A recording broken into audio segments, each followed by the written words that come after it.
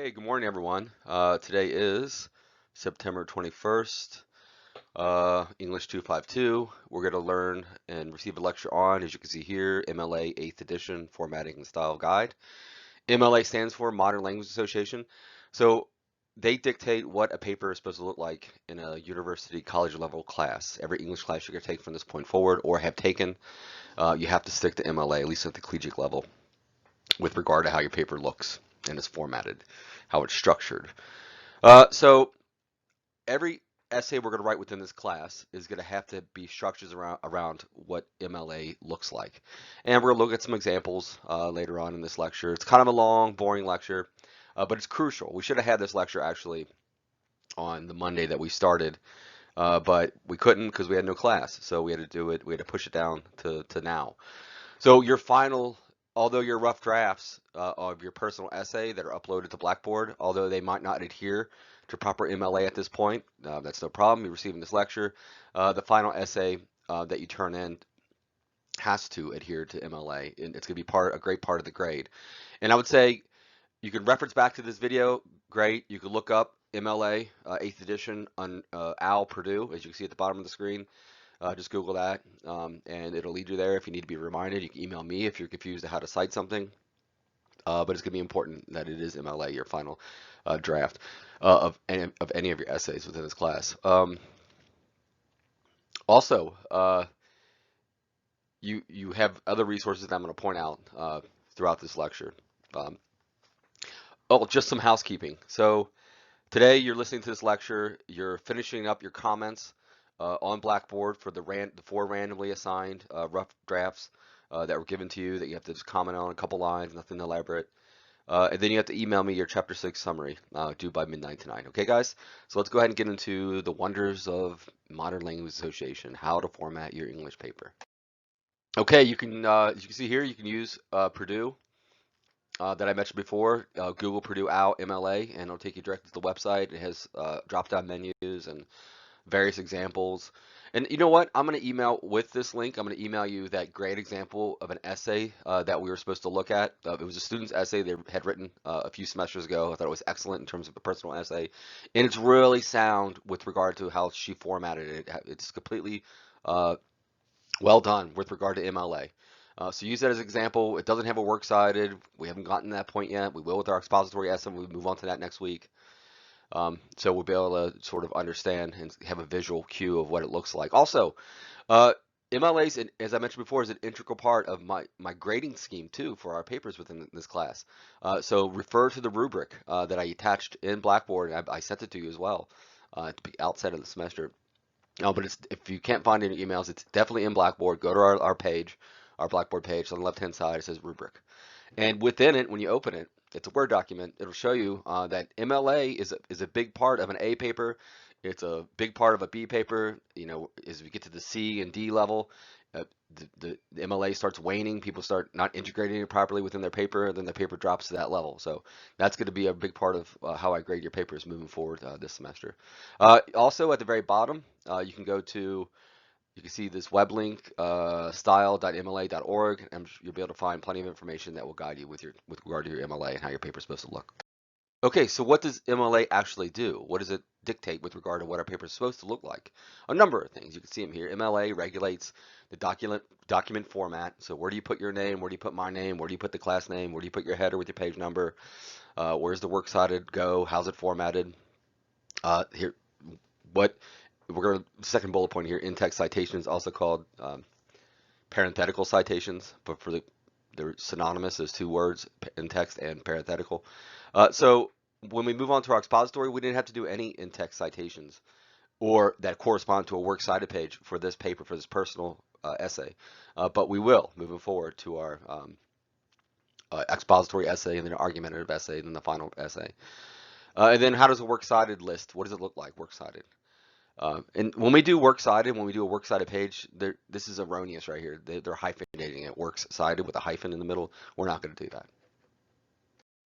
So just as a quick overview, this presentation will cover how to format a paper in MLA, the general guidelines, the first page format, section headings, the in-text citations, the formatting of quotations, right?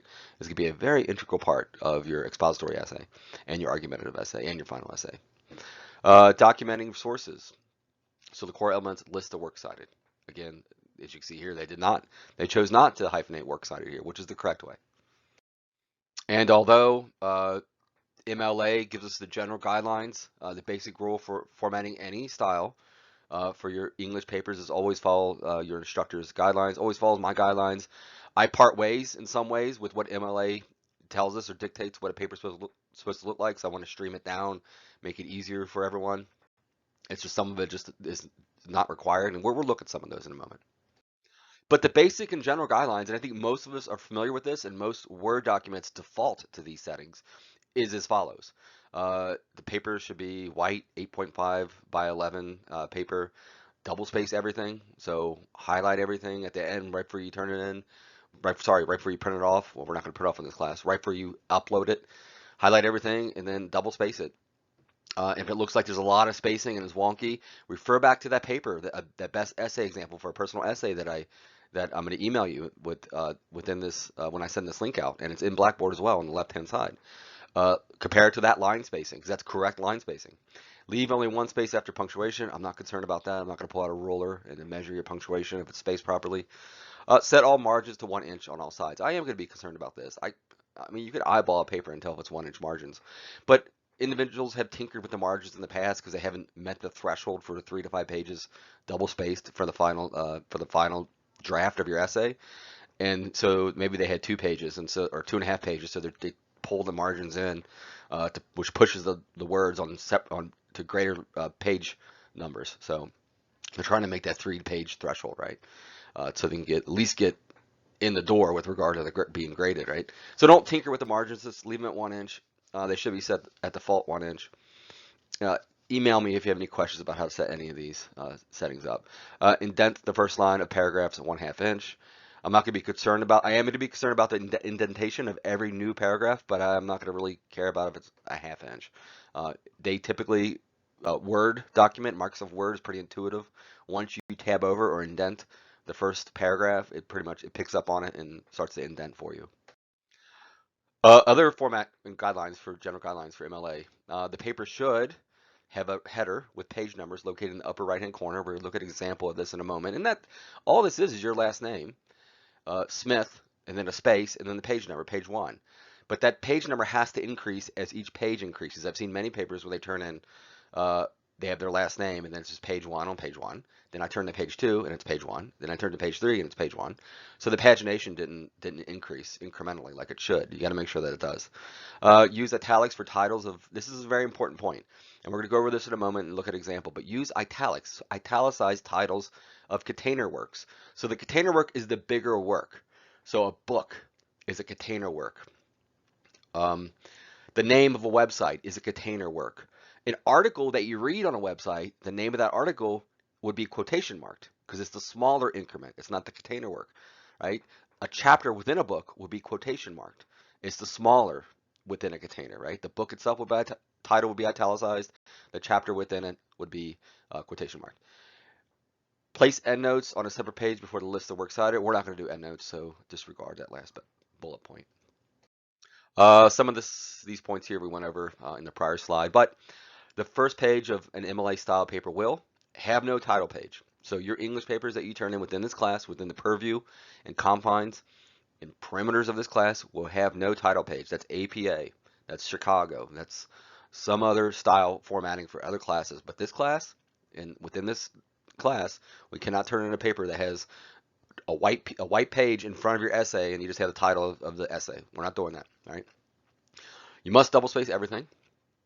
List your name. This is on the left-hand side. List your name, your instructor's name, so me, the course, English 252, and the date in the upper left-hand corner. And the date should be in proper formatted. It should be formatted with the day, the written out month, and then the year. Center the paper title. So use standard caps, but no underlining, italics, quotation marks, or bold typeface. So your title, every major word in your title of your essay should be capitalized. And then with nothing else done to it. No bold, no underline, no italics. It needs to be sans, all that. Create a header in the upper right-hand corner. We already went over this at a 1/2 inch from the top and 1 inch from the right of the page. So when we create a header, you just go into Word, Microsoft Word. Let me just pull one up. Microsoft Word. You go to Insert at the top, right near Home. Scroll over to Page Number. Scroll down to the first one, top of page, and then you scroll down to the third one, plain number 3. And that makes it on the right-hand side, your header. And a page number automatically appears, page 1. You type in your last name, Smith, put a space, and then hit the red X on top to close out of there. And then you have your proper page numbering. Let's see. And that needs, as I said before, the page numbering needs to increase as each page increases. And this is just formatting for the first page. So let's move on. Okay, so here's a sample of the first page of your English essay. All right, so as you can see here to the top or top left, you get the student's name. In this case, it's Charlotte Lucas. Then you have Dr. J. Alston. That is the instructor, the professor for the class. Then you have the name in the class, English 106. All right, in our case, English ENGL space 252. You could spell out English, the whole word, ENGLISH. And then space 252 if you wish. That's okay. And then here's the date. And look at the date formatting. It has to be, this is proper MLA date formatting. This is correct. So 12 space, the full month written out. So in this case, October space, and then the full year. We don't want to see any abbreviation of October or any abbreviation of the year. We would just put 20, right? And then the top right, we get the author of this paper, the students, their last name, Lucas, space, page 1. Right under the date, right under the date on the left-hand side, they did one space, and then they put the title of their essay. Every major word is capitalized within the title, so building a dream, colon, reasons to expand Ross Aid Stadium. So every major word, and then they is capitalized, and then they hit enter once, and then they indented, and they started their essay, right? They got us give us a hook of some sort, a stat or something, brought us into the essay somehow, right? Pulled us in. And this first paragraph would have distilled down to their thesis statement, what the whole paper is about, and it would have summarized the main points that it wants to talk about within the essay. And then the essay would have unfolded in the order that they summarized the points, right? The strongest point to the weakest point, distilling down to the weakest point. We haven't gotten to that point yet because we've just written a personal essay, and the personal essay, as we know, doesn't necessarily have a thesis statement. It doesn't hit us over the head and tell us, hey, within this essay, I'm going to talk about this X, Y, and Z, right? But our papers moving forward will do so. Please, again, refer back to that example that I'm going to email you today of a great personal essay example, and it is properly formatted. Notice that the title has nothing that's done to it that sets it aside other than it's centered, right? It's not bold, it's not underlined, it's not italicized. So just bear that in mind. Okay, so formatting section headings. I probably should delete this, but I guess it's good to know because we're not going to use it in this class, but maybe it's good to know for future essays when you have to really do a long research essay that's 10, 15, 20 pages long, that you might have section headings to break it down for the reader, for the person that's assessing its credibility as an English paper. And it just breaks different sections down incrementally, truncating them so that an instructor can read this essay, walk away from it, come back to it, just finish off one section and then come back. And then maybe each section is sort of like a mosaic. One section is talking about one aspect of a subject matter. Next section is talking about another aspect of the subject matter, and all these pieces marry together somehow like a mosaic. But we're not for all intents and purposes for this class, we're not going to have section headings, so don't worry about this. We briefly touched upon this earlier. An in-text citation. What is it? It's a brief reference in your text that indicates the source you consulted. So this will become important, not for your personal essays, but definitely when we get into the expository from every essay moving forward past the personal essay. The in-text citation should direct readers to the entry in your works cited list for that source. It should be unobtrusive, meaning it doesn't get in the way itself, doesn't foreground itself on the page where we have to really try to break it down to understand what it is. MLA does a really good job of streamlining and stripping down in-text citation and works cited so that's simple to read. It doesn't get in the way. It doesn't add to your page, or sorry, to your word count, really. Provide the citation information without interrupting your own text.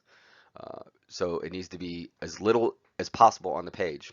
And to do so, we do the very last bullet point here. In general, the in-text citation will be the author's last name or abbreviated title with the page number enclosed in parentheses. So we're going to look at an example of this in a moment. Just remember, it's not that hard.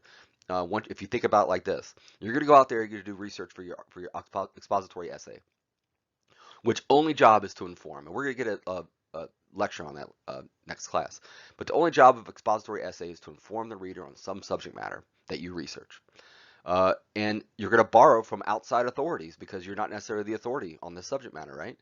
So if I want to sort of do an expository essay on how a prime minister gets elected, what is the process, right? That's one aspect of expository is process.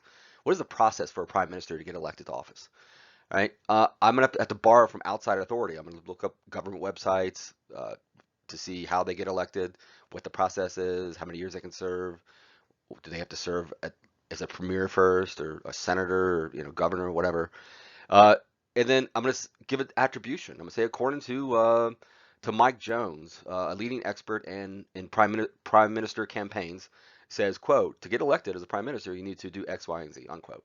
All right, and then I'm going to have the in-text citation. In this case, I mentioned the author, who said this quote, Mike Jones. I mentioned it in the setup for the quote.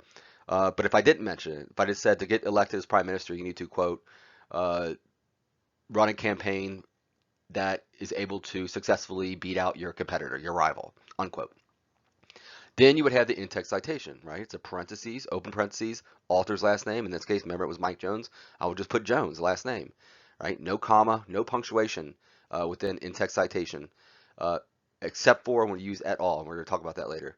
And then you put Jones. If there's a page number, you put a page number, page 7, close the parentheses, and then period. Typically, in our day and age, and we're going to touch on this in a moment, we don't do, gone are the days that we go to a brick and mortar library to do research, right? We do everything online with databases. We do everything online with websites, right? So, and typically websites don't have page numbers. So if you can't find a page number, you exclude it. If you can't find an author's last name, then you use what they say here in the parentheses here, abbreviated title with quotation marks. And we're getting into that in a moment. We're going to look at an example. All right, here's a few examples of how this author, whoever assembled this on the page, wanted to integrate the in-text citation. There's a couple different methodologies, ways to approach this, as you can see here. So I'll go ahead and read it and we'll break it down. Wordsworth stated that romantic poetry was marked by, quote, spontaneous overflow of powerful feelings, unquote. And then we get the in-text citation and then the period. The in-text citation here is 263, so page 263. Notice they didn't put a P for page or spell out page in the in-text citation.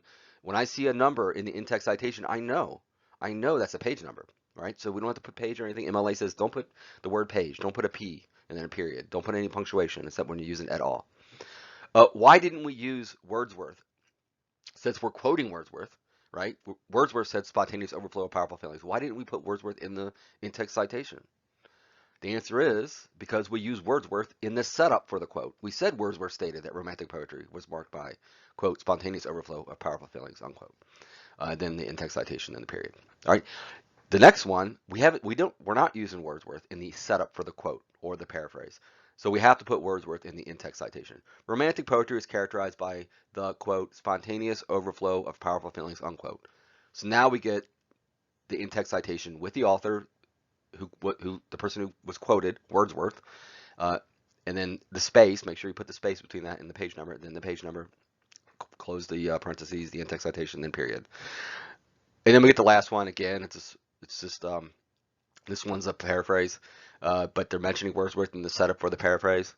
So in the in-text citation, we only need the page number. Wordsworth extensively explored the role of emotions in the creative process. So with the paraphrasing, they're taking what they read about what Wordsworth said, they're ingesting it as an author of an essay, right? And then they're spitting the words out in their own words, right? They're not, it's not verbatim. Therefore, it's not a direct quote, it's just paraphrase. What you're going to do both. I think the best essays do both. You're going to turn in essays this semester that are going to directly quote a source, an outside authority, outside of yourself, outside your own purview. And then you're going to also paraphrase outside authorities and integrate the general spirit of what they said into your essay and not necessarily directly quote them, but you will directly quote as well. And notice at the very bottom, will be what's on the works cited page, right? uh, with every essay moving forward besides the personal essay. It doesn't have a works cited page. So Wordsworth, the last name of the author, comma, first name of the author, William, period, the book. So we know it's a book because it's italicized. It's kind of hard to see, but it's there. My eyes are trained to see italicized words, but it's italicized. Everything's slanting slightly to the right. It's a container work. It's the bigger work, right? Lyrical ballads. Oxford is the press, and then the date it was published. I mean, we touched upon this in the prior slide, but it's worth driving the point home to just to reiterate it. Uh, so this is the following is a print source. You might have a print source, meaning a book, a magazine, a journal. You may not. So if the essay provides a signal word or phrase, usually the author's last name, the citation does not need to also include that information. So if you mention, for the example here, the first top part in the blue, Burke, comma, Kenneth, period, is what's going to be on your works cited page, right? But the example at the bottom is how are you going to integrate Kenneth Burke, that author who said something, who was quoted as saying something. How are you going to quote? How are you going to set them up, integrate their name within your actual text within your essay? And these are a couple examples. We just mentioned this with Wordsworth. You could include Wordsworth in the setup. You can include Kenneth Burke in the setup for the quote, in which case you don't have to include it. You do not have to include it in the in-text citation. So the first example, humans have been described by Kenneth Burke as, quote, symbol using animals, unquote. So now we just get the page number for the in-text citation and then the punctuation, the period. The reason we put the period after the in-text citation is so that I know everything on the left side of the period is what this in-text citation is for, right? If you put the period before the in-text citation, then I think 3 goes with the next line. It's going to be about the right. So make sure you put the period, the punctuation after the in-text citation. The very bottom example is if we don't use Burke. We don't set up the quote with Burke's name, right? So we don't use attribution. We don't say according to Kenneth Burke, a leading expert in the field of, I don't know, symbol using animals. I don't know. So in the event that we don't use an attribution, and I implore you to use attribution. I think it's better. It informs the reader right away. It qualifies the expert by saying they're a leading expert in the field of X, Y, and Z, right? You're saying according to, so I know exactly who's talking. It's not you talking, it's them at that point when you quote them or paraphrase them. So let's look at the very bottom one. Humans have been described as, quote, symbol using animals, unquote. Burke, page 3, in text citation, then punctuation. So Burke, because they didn't use Burke in the setup for the quote that was symbol using animals, we had to use Burke, the originator of that quote, that direct quote. We had to use Burke in the in-text citation with the page number.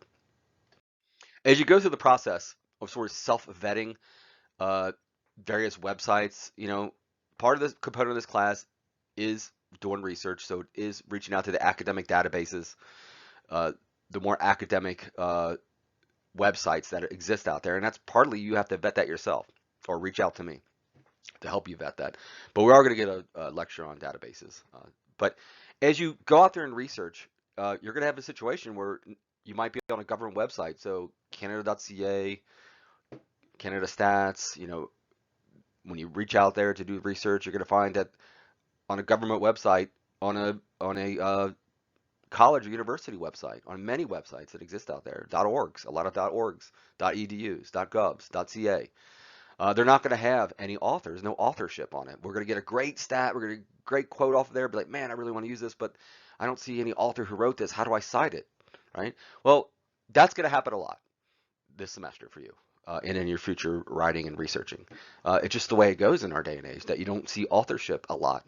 You have to trust the site when it's a government website or a university website, and most likely a .org website or other websites and databases for sure that we look at this semester. But when you don't have the author, you can't mention an author. So what do? Well, when you don't have an author, you have to include an in-text citation because it has to correspond to an entry on your works cited page. So you use the title of the article that you read. So in this case, the title is Impact of Global Warming. You can see at the very end of this passage, this paragraph, right? This paraphrase. Or sorry, it is a quote, this quote. And if the title is really long, like we're going to see in a moment, this is a much larger title, you have to reduce it down to 3 words, right? The first 3 words. Don't just pick and choose the 3 words, but the first 3 words of the title of the article that you read, that you used the quote from. So this one's Impact of Global Warming. We'll see in a moment that it was like 3 or 4 more words longer, but they shortened it. So how does site work with no known author? I'm just reading from the top. We see, this is a quote, or this is in an essay, we see so many global warming hotspots in North America, likely because this region has, quote, more readily accessible climatic data and more comprehensive programs to monitor and study environmental change, unquote. And then that was the quote, and then we get the actual title of the article in the absence of not having an author. And anytime you use a title in an in-text citation because you couldn't find an author, you have to put quotation marks around it to let me know that it's the title of the article. And then, of course, they included the page number. And maybe you don't have a page number. If you can't find a page number, you don't include a page number. And here, as we said before, in the prior slide, we got the actual quote that they used, and then the short title with quotation marks in the in-text citation because we didn't have an author. And here is the actual corresponding entry on the works cited page. It would be the impact of global warming in North America. So you see, they shortened it to the impact of global warming in the in-text citation, right? Because you don't want it to be too clunky and in the way like we said, MLA doesn't want to do. It wants to be unobtrusive. So that you shorten it to 3. It corresponds to this works cited page. Your works cited page has to be in alphabetical order. So in this case, the T and the, you would have to alphabetize against any other entry you had on your works cited page. Global warming, early signs. This could be a website. It could be a book. It's italicized. So it's a larger container. It's either a book or a website. And then the date.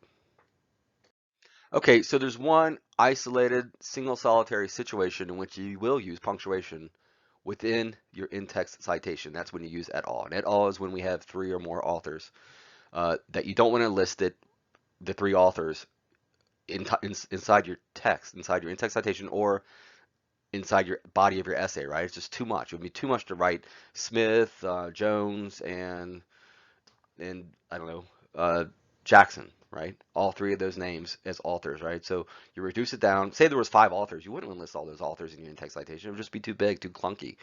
It would be too much in the way in the paper. You do have to list all of the authors on your works cited page, right? We never put et al on our works cited page. We only put et al when there's 3 or more authors. We want to use a quote or a paraphrase that 3 or more authors wrote as part of an article of some sort. But we want to use the lead author. So in this case, it would be Smith. So let's look at example. Smith et al. Argues that tougher gun control is not needed in the United States. So we use Smith et al. In the setup for the paraphrase here. So we did not have to include it in the in-text citation. We just included 76, the page number, right? In the second example, the authors state, quote, and this is fine if you set up a quote right here with either a comma or a colon. In this case, they use a colon. They could have easily used a comma. The authors state, comma. I would use a colon like they did. I think it's stronger. That big pause. We know they're about to have a quote for us. The authors state, quote, tighter gun control in the United States erodes Second Amendment rights, unquote. We didn't mention the et al. Or Smith. They just mentioned the general idea of the authors. So we have to mention in the in-text citation here, Smith et al. So Smith space et al. Dot, so the period, the one time we put punctuation in text, space, page number, that 76, close the in-text, period. Then we get our punctuation after the in-text citation closes. At the very bottom, when you have 2 authors, list both authors' last names in the in-text citation. A 2016 study suggests that stricter gun control in the United States will significantly prevent accidental shootings. And here we get the in-text citation because we know there were 2 authors. Had there been 3 authors or more, you would have had to put Strong et al. But there were 2 authors, Strong and Ellis. Type in Strong and Ellis, page 23, close it out. Maybe there wasn't a page number, you don't put a page number. And notice they used the and, they spelled out and they didn't use the symbol for and, which was the ampersand symbol. Don't use ampersand. I'd rather just go with, we all just use and within if we have 2 authors. If we run across a situation where we want to quote a paper that there were 2 authors in it. The first example, and that's really one we're going to focus on here, it's not common. And if you do run across it where you're quoting someone who's quoting that person, I say always try to go to the original source. And I see this often I see the idea often that people don't go to the original source. Hardly do I see them using this correctly. But if someone quoted someone else and you wanted to use that, go to the original source. In this case, well, let's just go ahead and read it. Ravitch argues that high schools are pressured to act as, quote, social service centers, and they don't do that well. Quoted, and we see the in-text citation is the lowercase qtd, period. Okay, there you go. There's another example of punctuation within an in-text citation. This is we hardly ever see this if we quote someone else in a quote. So this was quoted in Weissman, page 259. I would say instead of quoting Weissman, go directly to the original source of Ravitch saying, quote, social service centers, and they don't do well at that. Schools are social service centers, and they don't do well at that. Instead of quoting Weissman, who's quoting Ravitch, right? This gets very convoluted and messy when you quote someone quoting someone else. In this case, Weissman quoting Ravitch. So we see this often on so with Wikipedia. I think it's a great place to start. I'm on Wikipedia all day long sometimes reading articles. It's a great place to start to get information, your general information. But it's a bad place to quote. We never quote Wikipedia. I don't want you even quoting dictionary.com or md.com or any of those WebMD. There you go. Uh, go to the original source. Find a more bona fide source of someone who we could see is an expert in the field who's quoting, right? So I don't know the qualifications of Weissman. If had I maybe they qualified Ravitch here, maybe that would be better. But we see this often. You can go to Wikipedia. You could read an article that you want to use. You could read a quote off of Wikipedia. Be like, wow, this is a really good quote. I want to use this to really underscore my point that I'm trying to make within my argumentative essay, or my expository essay, or a research essay. And it's a great quote. It has everything to do with what your paper's about, right? But you can't say according to Wikipedia, right? You're not going to ever use Wikipedia as a source. What you will do is every quote within Wikipedia, typically 99% of the time, but there's that small percentage where it doesn't include a number. In brackets right next to the quote in Wikipedia, there's a number. You click on that, it takes you down to the references at the very bottom, really large list typically of references, where Wikipedia pulled those sources from the internet somewhere. And you click on the reference that's corresponding to your quote, and it'll take you to that direct quote from that individual. So maybe that's what they should have done here. Instead of quoting it in Weissman 252, 259, go directly to the Ravitch source instead of Weissman. I typically and historically haven't seen people use a lot of time-based media, but it's becoming more and more common within my classes.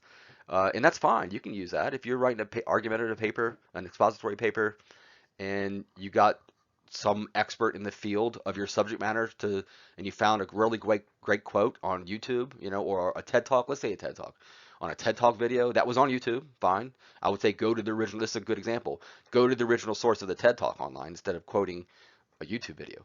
But if you do quote something that's multimedia, if you pull an excerpt or a direct quote or a paraphrase, that's something that's time-based media, multimedia, such as a TED Talk, that's fine. So here you would see they use the title of the article. In this case, it's Hush in the first example. Buffy's promise that, quote, there's not going to be any incidents like at my old school, unquote, is obviously not one in which she can follow through. So we get the name of the article, the multimedia, the name of the episode of Buffy the Vampire Slayer, where the quote came from. So in this case, the name of the episode was Hush. And then we get the timestamp where in the actual video did she say this? Did Buffy quote this? There's not going to be any incidents like at my old school. So if you're watching a TED Talk and you want to pull a quote from there, make sure we know the name of the TED Talk in quotation marks to let us know it's a title, right? And then the timestamp of when they said it. That's really all you need to quote something that is time-based media. Okay, so we touched upon this before. Sources without page numbers. It might be very common, right? Especially things that are based in online, right? On the World Wide Web. Disability, first example, disability activism should work toward, quote, creating a habitable space for all beings, unquote. We get the author here. In this case, the author has two last names. It's hyphenated. We know that. Garland Thompson. Thompson, there you go. Then you close the in-text citation with parentheses, and then you get your punctuation. We don't have a page number, so a page number is not forced into this. You're not going to just make up a page number or put 0 or just all we do is list the author's last name if there is an author. If we don't have an author, what do we have to do? We have to list the title of the article, an abbreviated title if it's more than 4 words. So the corresponding works cited to this in-text citation, Garland Thompson, would be Garland Thompson, period, the individual's first name, Rosemary in this case, close or period to close out the author's name, right? Then the title of the article we get here, Habitable Worlds, And then we get the title of the bigger container, whether that's a website or a book. In this case, it's Critical Disability Studies Symposium. So it was from a symposium. But I think the most important thing to remember is if there isn't a page number, you can't list it. If there isn't an author, but you want to use the quote or paraphrase or summary, then you have to use the title of the article. And if it's a really long title, like 4 or 5 words, shorten it down to 3, the first 3. And we're sort of kind of reiterating what we spoke about like 4 or 5 slides ago, it's like 10 minutes ago. Still short prose, quotation prose, just think about it as this text, a regular essay that you're reading or a journal article or online article that you're reading. It's not poetry, right? Prose is the opposite of poetry. So the first example, according to some, dreams express, quote, profound aspects of personality, unquote. Folks, 184, though others disagree. So this is perfectly fine. I would say if it's not a long sentence, put folks 184 at the very end, as we're going to see in an example in a moment. But they cut their quote, after the quote, they cut their sentence in half by putting the in-text citation in the middle or towards the middle. Folks 184, that's okay.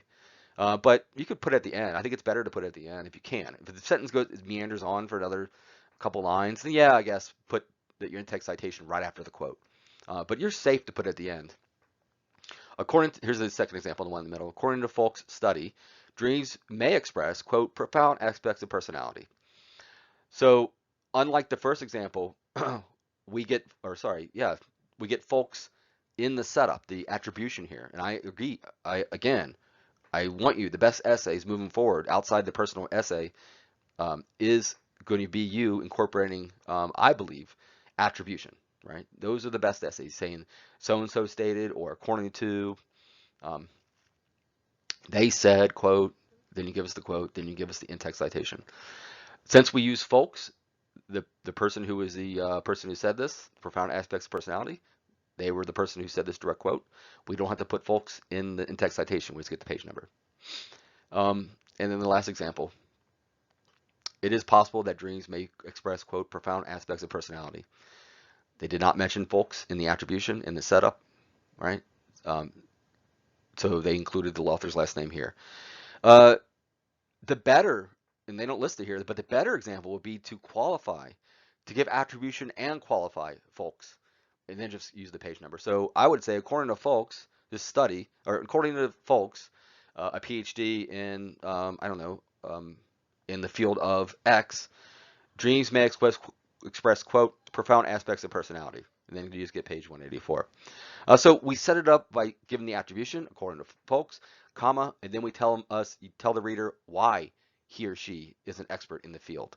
All right, we qualify them, and that really makes it more believable that that it's worthwhile to incorporate this quote, as they are a leading expert in this field of some sort. This may come up, and I would say use this with great economy, meaning don't use it a lot. You might use it once within a paper, because these are called block quotes. If you use a block quote, if you're quoting more than 4 lines of prose, more than 4 lines of a text that you read that you really think it has everything to do with your subject matter, you want to quote this within your essay, but it's 4 lines or more, so it's really big. It takes up so much room in your essays that you can start to see in a 3 to 5 page essay, double spaced. If you do 3 or 4 of these, your essay's done, but you haven't written the essay. These block quotes have really written your essay, right? So avoid these, I would say. Use great economy and use these judiciously and sparingly. So in this case, you can see the quote. Every time you use a block quote, it's going to look like this. Every time. You get the setup. Nellie Dean treats Heathcliff poorly and dehumanizes him throughout her narrations.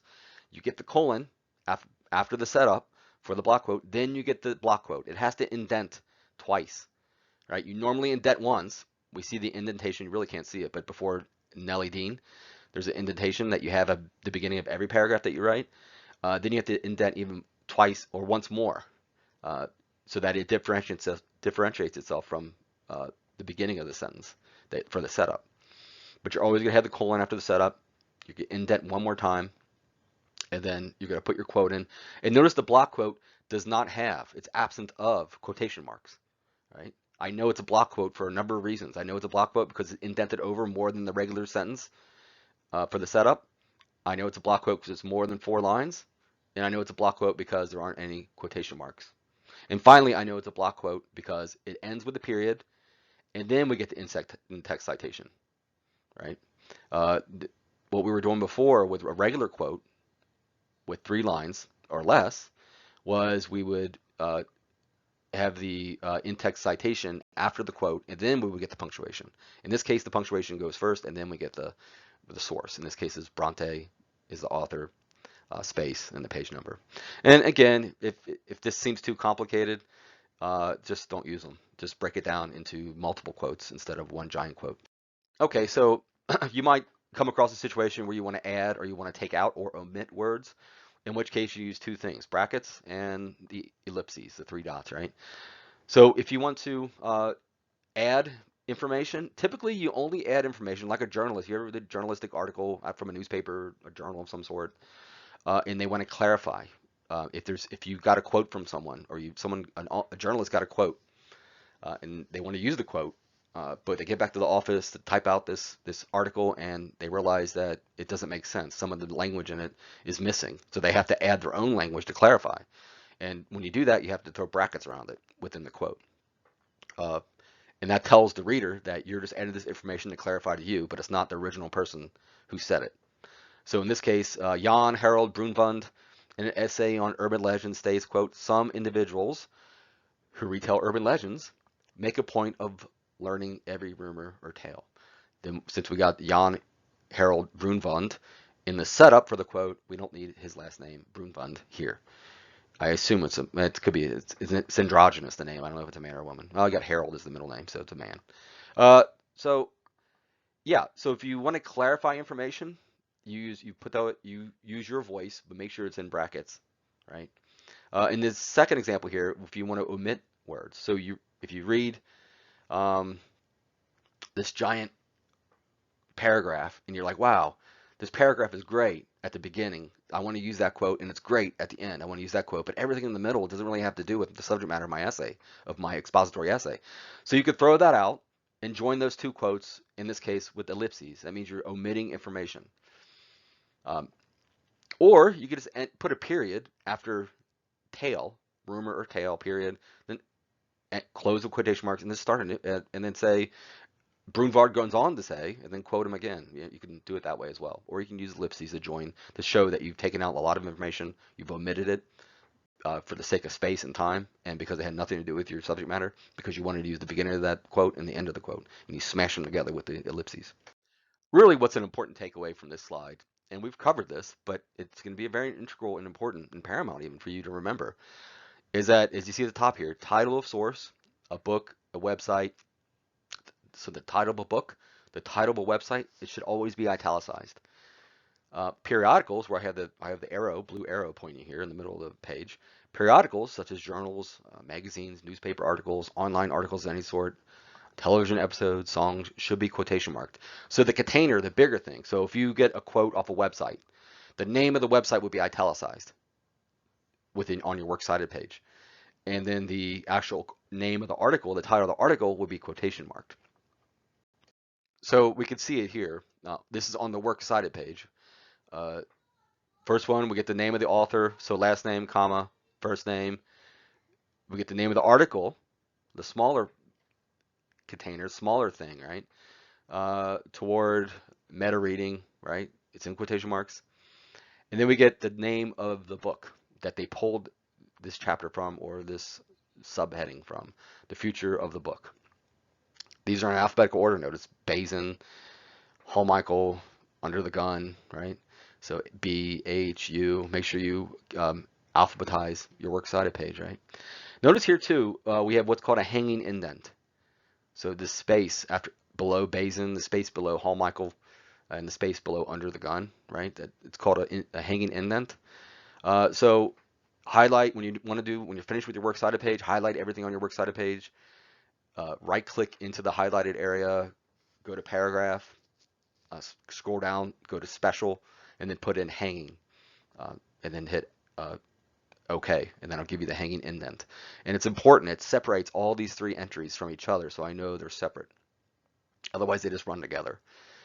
But big thing to remember here is the bigger thing, the bigger container, the book, the name of the title of the book or the title of the website needs to be italicized, and the article that you read within the book or within the website needs to be quotation marked.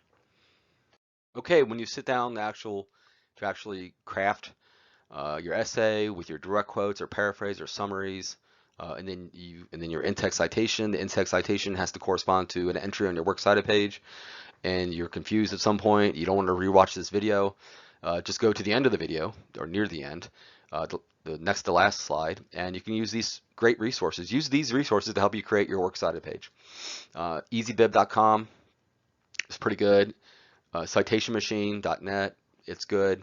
And then just where I refer back to all the time for the MLA formatting is this website right here. Just just Google Purdue OWL if you don't want to write this down. So purdueowl.edu, Google that, MLA formatting, and it'll take you directly to how to format your in-text citation and how that needs to look with regard to how it's corresponding to or marrying up to the works cited page.